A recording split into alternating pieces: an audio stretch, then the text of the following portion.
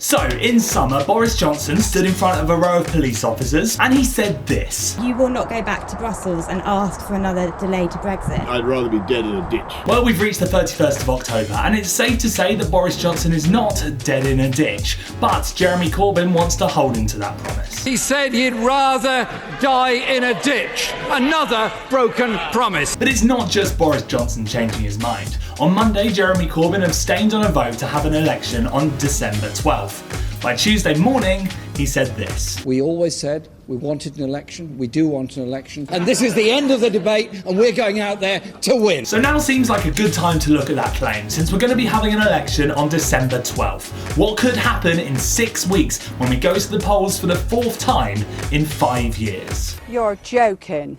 Not another one? I just had to get that clip in there somewhere. I'll start by saying that anybody who says how this election is going to end up is probably going to get it wrong, because as the last few years have shown, politics isn't predictable anymore. The doubters, the doomsters, the gloomsters, they are going to get it wrong again. After the 2017 election, for about 18 months, political opinions didn't change much. The Tories and Labour hovered around 40%, with the other parties in single digits. When Theresa May's government began to fall apart and it became clear a Brexit deal wasn't going to pass the Commons, everything changed. The Brexit Party, led by Nigel Farage, and the Liberal Democrats, with new leader Jo Swinson, became serious contenders, especially after the European elections, where they both outperformed Labour and the Conservatives. Genuinely, you think there's a chance that you could be in number 10 if you lead the Lib Dems? Yes. So we're about to enter a general election with 4 main parties dominating politics in the UK, with the Scottish National Party up in Scotland. To keep it simple, I'll stick with the main 4 parties for now. So where do we stand at the start of the campaign?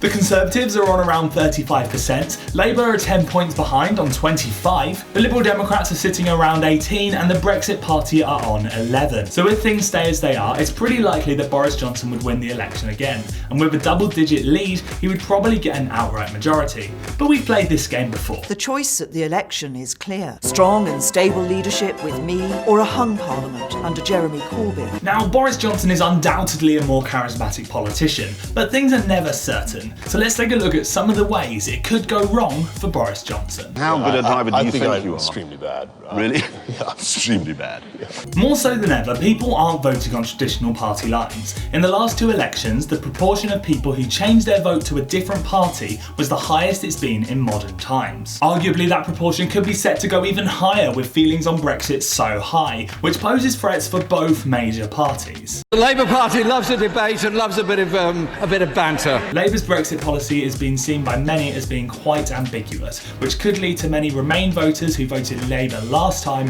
converting to the Liberal Democrats. But the biggest threat to the Tories is Nigel Farage and his Brexit Party, who are campaigning on a policy of, well, Brexit. It's still the second worst deal in history, and it's still not worth voting for. That policy could split the pro-Brexit vote between the Conservatives and the Brexit Party, making some constituencies far more competitive, potentially losing some key seats for Boris Johnson, especially since they'll both be targeting the same sort of Leave voter in this election, a Leave voter that's already been described as a Workington man, which is maybe the worst thing I've ever heard. Anybody be feeling a bit yellow around the edges? Boris Johnson is going to try to make most of this election about Brexit, but he cannot rely on his ability to control the narrative. His predecessor might have something to say about that. Standing here, I have a distinct sense of déjà vu. Jeremy Corbyn, meanwhile, has to shift the topic away from Brexit if he wants any chance of winning. So that's exactly what he's going to do.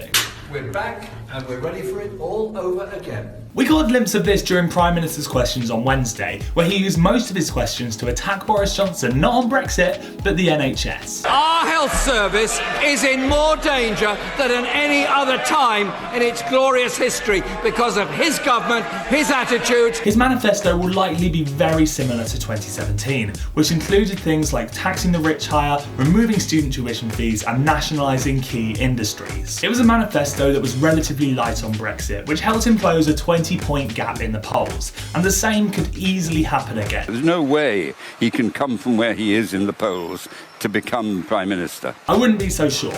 His message could easily resonate with voters despite his poor approval ratings, especially after the Conservatives have been in power for almost 10 years. And that is why an election is such a huge gamble, because you can never be sure what the voters are going to do. There is every chance that this election will solve absolutely nothing. We could end up in the same position with a hung parliament with no majority for any sort of Brexit. If Labour win, we're probably going to get another Brexit extension and even a second referendum. If the Lib Dems somehow manage to get a majority, they've promised to put an end to Brexit altogether. Far from solving Brexit, this election could give us more questions than it answers, but it could also determine the direction of our country for years to come. But these next 6 weeks, they're going to be quite fun.